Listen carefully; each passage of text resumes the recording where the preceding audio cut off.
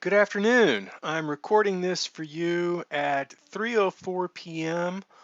on Wednesday afternoon, March 25th, 2020. Um, and this is basically a test for using Screencast-O-Matic, which I'm going to use to be putting up voiceover narrations on the PowerPoints and talk about things that I would talk to you face to face if we were in class face to face.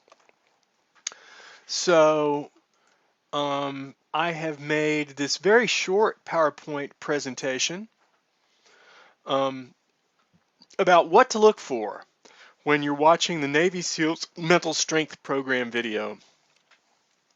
And I sent you, I put the link for this video up yesterday in modules under the 5-factor and basic emotions module. No, scratch that. Under the brain and biology module, although, as I said, it does touch everything we're going to talk about through the end of the semester. You can see the URL right there. So I've got like 3 or 4 different kinds of classes of things I want you to think about when you begin watching this. And as I told you yesterday, I encourage you to watch it more than once. The first is, what are the brain areas discussed in this video?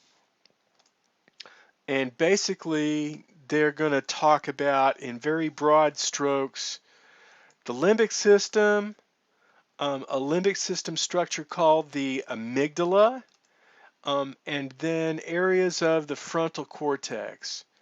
And while what they're going to tell you is not wrong, what they're going to tell you is a little oversimplified, but that's okay. For one thing, there's more than one brain area that's classified as being part of the limbic system. The amygdala is just one of them, but it's super important, as this video will tell you and we'll discuss more. Then they also talk about the frontal cortex. I'll show you a slide later. Specifically, they're talking about the very front of the top layer of the brain. And the idea is that the parts of the brain that are part of the cortex are the top layer, and they're involved with using speech. Stuff that's below the cortex is pre-verbal. That is, it doesn't use speech. And then insofar as this video talks about the interrelationships between these brain areas, what are those brain areas for, and how do they relate to each other?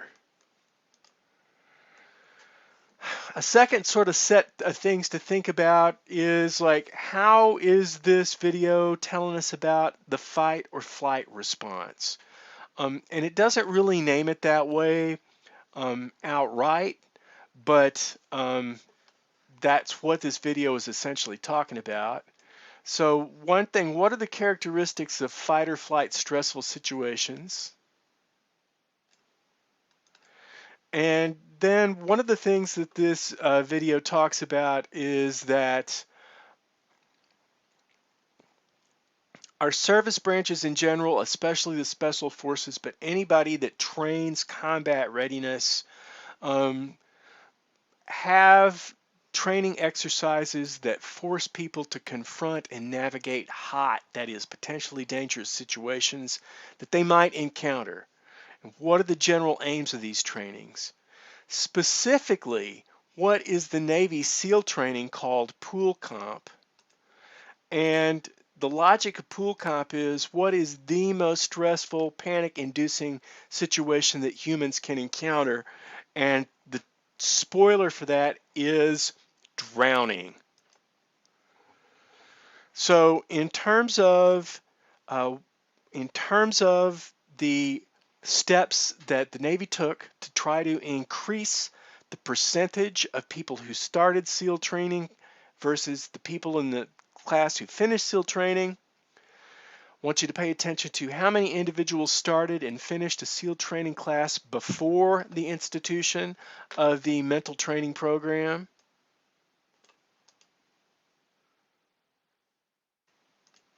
how many individuals started and finished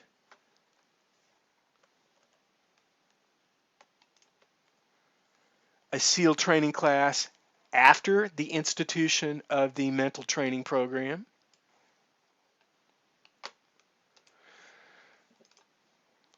Can you express these as percentages? Do you know how to do that math to figure out what the percentages are? And this is a thought question. This isn't included, but it's an important one in terms of figuring out what we're talking about. How much does it cost to train a Navy SEAL? The video doesn't tell us. I'm not going to tell you. How can you find that out, and why does that make a difference? So as you are watching this video and you're thinking about these answers or any other information you could extract from this video, I encourage you to think in terms of specifics. Now, especially when we get to what are the 4 parts of the mental training program that the Navy SEALs paid psychologists to develop. There's like sort of specific things about them. Okay, so this is just sort of the encouragement video for what to look for when you watch this, and we'll be getting more information about this video as the next few days progress.